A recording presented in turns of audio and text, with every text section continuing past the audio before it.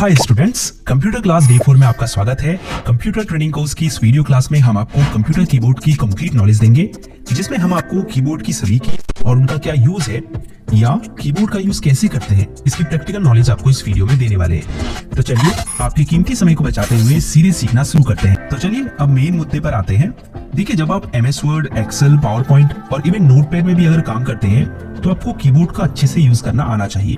और जब तक आपको नहीं पता होगा कि कौन सी कीबोर्ड की किस लिए यूज होती है, तो टाइपिंग के समय आपको घबराहट होना बिल्कुल लाजमी है।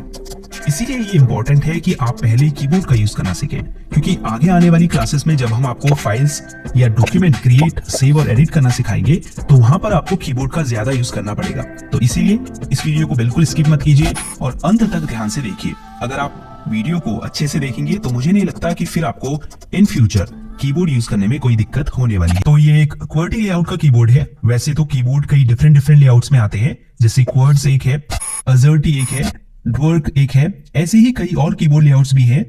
लेकिन इंडिया में मोस्टली आपको QWERTY लेआउट के कीबोर्ड ही मिलेंगे। कैसे पता करेंगे कौन सा कीबोर्ड लेआउट है? तो अगर इसके पहले 6 अल्फाबेट कीज को देखें तो वो कुछ इस तरह से है, QWERTY। तो इन वर्ड्स को अगर मिला दे तो बनेगा QWERTY। ऐसे ही हर कीबोर्ड लेआउट का पता आप कर सकते हैं उसकी पहले कुछ अल्फाबेट कीज को देखकर। तो इस कीबोर्ड में सबसे ऊपर ये कुछ एक्स्ट्रा शॉर्टकट कीज है। हालांकि हर कीबोर्ड में ये कीज हो जरूरी नहीं। जैसे इसमें होम में जाने के लिए है, ये मेल ओपन करने के लिए है, ये वीडियो को पॉज और प्ले करने के लिए है। ऐसे ही इस लाइन में अदर कीज है। ये भी हो सकता है आपके कीबोर्ड में ये एक्स्ट्रा शॉर्टकट कीज हो ही ना, लेकिन अगर होंगी तो आप उनके साथ में बने साइन को देखकर ये पता लगा सकते हैं कि ये कीज किस बारे में है। जैसे इसमें स्पीकर और प्लस का साइन है, इसका मतलब ये वॉल्यूम बढ़ाने के लिए यूज होता है। इसमें स्पीकर और माइनस का साइन है, तो ये वॉल्यूम को कम करने के लिए यूज होता है। ऐसे ही अदर कीज के साइन को देखकर आप जान सकते हैं कि उसका क्या यूज है। अब इससे नीचे की लाइन में सबसे लेफ्ट कॉर्नर में ये एस्केप की है, जिसके कई यूज है, जैसे किसी प्रोसेस को स्टॉप या कैंसिल करने के लिए, फुल स्क्रीन को एग्जिट करने के लिए, या पॉपअप मेन्यू और डायलॉग बॉक्स को क्लोज करने के लिए इसका यूज होता है। उसके बाद ये फंक्शन कीज है, F1 से F12 तक। इन सभी कीज का अपना अलग अलग फंक्शन होता है।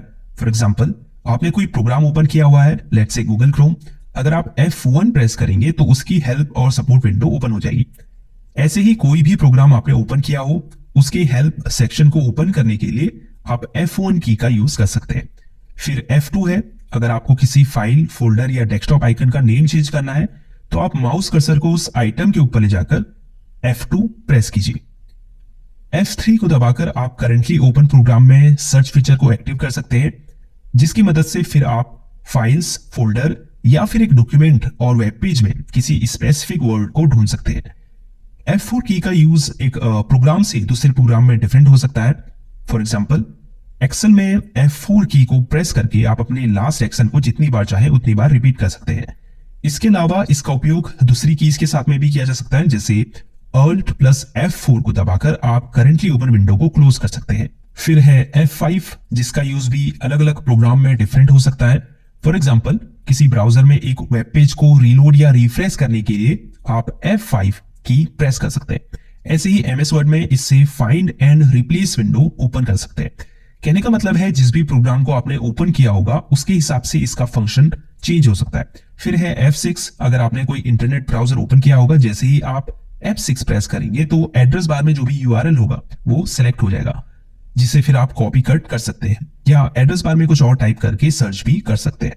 फिर है F7 की, अगर आपने MS Word, Excel, PowerPoint इन प्रोग्राम को ओपन किया होगा तो F7 की प्रेस करके आप स्पेलिंग और ग्रामर चेक करने वाले डायलॉग बॉक्स को ओपन कर सकते हैं।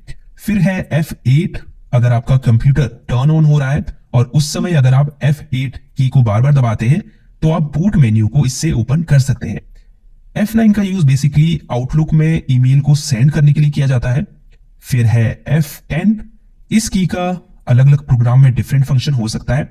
फॉर एग्जाम्पल, अगर किसी ब्राउजर को आपने ओपन किया है और आप F10 की प्रेस करते हैं तो उसका जो 3 डॉट आइकन होता है, जिसे मेन्यू बार भी कहते हैं, वो सिलेक्ट हो जाता है। फिर आप एंटर दबाकर उसे ओपन कर सकते हैं। अगर F11 को आप प्रेस करते हैं तो आप ब्राउजर में फुल स्क्रीन को एक्टिव कर सकते हैं। वापस F11 प्रेस करके फुल स्क्रीन को एग्जिट भी कर सकते हैं। अब लास्ट फंक्शन की F12 है। अगर आपने MS ऑफिस का कोई एप्लीकेशन ओपन किया होगा तो आप जैसे ही F12 की प्रेस करेंगे इससे save as dialog box open होगा, जिससे आप अपने डॉक्यूमेंट को कंप्यूटर में सेव कर पाएंगे। तो ये थी F1 से F12 तक की फंक्शन कीज। अब इसी लाइन में सबसे राइट कॉर्नर पर दो कीज और हैं। पहली में लिखा है PRTSCR SYSRQ।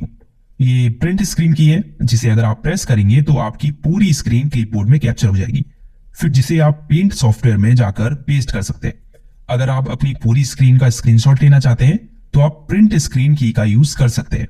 हो सकता है दूसरे कीबोर्ड में PRTSC या फिर PRTSCN ही लिखा हो, लेकिन आपको ये देखना है कि अगर शुरुआत में PRT लिखा है तो वो प्रिंट स्क्रीन की ही है। लास्ट में स्क्रॉल लॉक की है। जैसे ही आप इसे प्रेस करेंगे आप देख सकते हैं स्क्रॉल इंडिकेटर ऑन हो चुका है। इसका मतलब ये है कि अब स्क्रॉल लॉक इनेबल है। अगर आपने MS Excel ओपन किया है और आप स्क्रॉल लॉक को इनेबल करते हैं तो इससे क्या होगा, स्प्रेडशीट में जो भी सेल सेलेक्ट होगी वो लॉक हो जाएगी, और जब आप अप डाउन और लेफ्ट राइट एरो की दबाएंगे तो आप दूसरी सेल्स में मूव करने के बजाय स्प्रेडशीट में up down left right scroll करेंगे। अब जिन भी कीज में सिंबल्स बने हैं ये सभी, उसके बाद ये अल्फाबेट्स वाली कीज, उसके बाद ये न्यूमेरिकल कीज, फिर यहाँ भी जो सिंबल्स हैं ऑल दो न्यूमेरिकल कीज यहाँ भी है। तो ये जो सब कीज हैं, सिंबल्स, अल्फाबेट्स और नंबर्स वाली, इन्हें हम टाइपिंग कीज कहते हैं, क्योंकि ये टाइपिंग में यूज की जाती है। अभी आगे बताऊंगा कैसे इनको यूज करना है। उसके बाद आ जाते हैं बैक स्पेस की पर। ये जो लेफ्ट एरो है ये बैक स्पेस की का सिंबल है। जब आप इसे प्रेस करेंगे तो जिस भी वर्ड के आगे आपने माउस कर्सर को रखा होगा उसका एक कैरेक्टर डिलीट हो जाएगा। अगर आपने डॉक्यूमेंट में एक से ज्यादा कैरेक्टर को डिलीट करना है तो बैक स्पेस की को वहां तक दबाए रखें जहां तक डिलीट करना है आपको। इसके नीचे एंटर की है। अगर आप किसी डॉक्यूमेंट में हैं या टेक्स्ट एडिटर में हैं तो एंटर की दबाकर आप पैराग्राफ की नेक्स्ट लाइन में मूव कर सकते हैं। इसके अलावा ओके बटन के रूप में भी आप इसका यूज कर सकते हैं। उसके अलावा ये शिफ्ट कंट्रोल ऑल्ट, इस तरफ भी है कंट्रोल शिफ्ट ऑल्ट। इन्हें मॉडिफायर कीज कहा जाता है। ये जो कीज है ये हमेशा दूसरी कीज के साथ में इस्तेमाल की जाती है, जिन्हें हम शॉर्टकट कीज भी कहते हैं। अगर आपको इन सिंबल्स को अपने डॉक्यूमेंट में ऐड करना है जिनमें नंबर्स लिखे हैं, कुछ कीज में दो सिंबल्स हैं, अगर आप इन कीज को प्रेस करेंगे तो पहला सिंबल तो टाइप हो जाएगा, लेकिन जो इसमें दूसरा सिंबल बना है वो टाइप नहीं होगा। तो इन्हें टाइप करने के लिए फिर आप इन्हें शिफ्ट के साथ दबाएंगे। ऐसे ही अगर ऑल्ट की और F4 की को साथ में दबाएं तो आप करेंटली ओपन विंडो को क्लोज कर पाएंगे। तो ये जो तीन कीज है ऑल्ट, कंट्रोल और शिफ्ट, ये हमेशा दूसरी कीज के साथ में कॉम्बिनेशन के रूप में यूज की जाती है। अब ये जो की है जिसमें छोटा सा माउस कर्सर बना हुआ है, इसे आप राइट क्लिक की जगह यूज कर सकते हैं। जैसे जब आप राइट क्लिक करते हैं किसी फाइल, फोल्डर, प्रोग्राम या लिंक के ऊपर तो एक पॉपअप मेन्यू ओपन होता है, वैसे ही जब आप इसे प्रेस करेंगे तो एक पॉपअप मेन्यू ओपन होगा। अब लेफ्ट कॉर्नर में कुछ इंपॉर्टेंट कीज हैं, जैसे कैप्स लॉक। अगर आप किसी अक्षर या शब्द को कैपिटल लेटर में टाइप करना चाहते हैं तो कैप्स लॉक को प्रेस कीजिए। यहां ऊपर अगर आपको कैप्स इंडिकेटर ऑन दिखे इसका मतलब कैप्स लॉक इनेबल है। कैप्स लॉक की के ठीक ऊपर टैब की है, जिसके कई सारे इस्तेमाल होते हैं। जो कॉमन यूज है वो ये है कि जब हम वर्ड में या नोटपैड में होते हैं और स्पेस की प्रेस करते हैं तो माउस कर्सर एक कैरेक्टर आगे मूव होता है, जबकि टैब की को दबाकर आप इसे 4-5 कैरेक्टर आगे मूव कर सकते हैं। अब इस तरफ आ जाते हैं, ये है इंसर्ट की। अगर आप किसी वर्ड प्रोसेसिंग सॉफ्टवेयर में, फॉर एग्जांपल MS वर्ड में या वर्ड पैड में, माउस कर्सर को किसी वर्ड के ठीक पहले रखें और फिर इंसर्ट की दबाएं और कुछ टाइप करें तो होगा ये कि जैसे ही आप कैरेक्टर टाइप करना शुरू करेंगे ये पहले लिखे वर्ड को डिलीट कर देगा और इसे नए टाइप किए गए वर्ड में बदल देगा, जिसे हम ओवरराइट करना भी कहते हैं। इसके नीचे होम बटन है। अगर आपने माउस कर्सर को किसी पैराग्राफ लाइन के बीच में या लास्ट में या स्टार्टिंग में छोड़कर कहीं भी रखा है, अगर आप होम की दबाएंगे तो कर्सर लाइन की शुरुआत में आ जाएगा। इसके अलावा अगर आप किसी वेब पेज के एंड में होंगे तो आप होम की दबाकर वेब पेज में टॉप पर आ जाएंगे। फिर ये डिलीट की है, जिससे आप सिलेक्टेड फाइल या फोल्डर को डिलीट कर सकते हैं या किसी सिलेक्टेड टेक्स्ट या पैराग्राफ को भी डिलीट कर सकते हैं। इसके अलावा अगर आप किसी वर्ड के पहले कर्सर को रखकर डिलीट की दबाएंगे तो वह वर्ड डिलीट हो जाएगा। फिर ये एंड की है, जिसे दबाकर आप किसी पैराग्राफ लाइन के एंड में कर्सर को ला पाएंगे। इसके अलावा एक वेब पेज के बॉटम में मूव करने के लिए भी आप एंड की का यूज कर सकते हैं। ये पेज अप और पेज डाउन की है, जिसे दबाकर आप एक डॉक्यूमेंट या वेब पेज में ऊपर नीचे स्क्रॉल कर सकते हैं। ये नेविगेशन कीज है, अप, डाउन, राइट और लेफ्ट। इससे आप पैराग्राफ में ऊपर नीचे दाएं बाएं मूव कर सकते हैं। इसके बाद इधर भी डिलीट और एंटर की है। फिर ये न्यूमेरिकल कीज है और फिर ये नंबर लॉक की है। क्योंकि अगर आप देखें तो इन नंबर्स की के दो फंक्शन है, जैसे इन पर नंबर भी लिखा है, दूसरा ये नेविगेशन के लिए भी यूज होती है। जैसे देख सकते हैं up down, left right arrow बने हुए हैं, पेज अप पेज डाउन है, होम और एंड है, मतलब एक ही की के दो फंक्शन है। तो अगर आप बिना नम लॉक इनेबल किए इन कीज को प्रेस करेंगे तो ये नेविगेशन का काम करेगी, लेकिन अगर आप नम लॉक इनेबल कर देंगे फिर आप नंबर टाइप कर पाएंगे। ये ऊपर नम इंडिकेटर आपको बताएगा कि नम लॉक इनेबल है या डिसेबल है।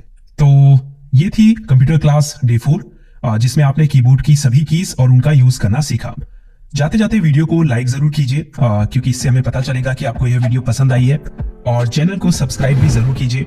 कोई सवाल या सुझाव हो तो नीचे कमेंट करें, हम उसका रिप्लाई आपको जरूर देंगे। तो इस वीडियो में इतना ही। See you in the next video, तब तक के लिए गुड बाय।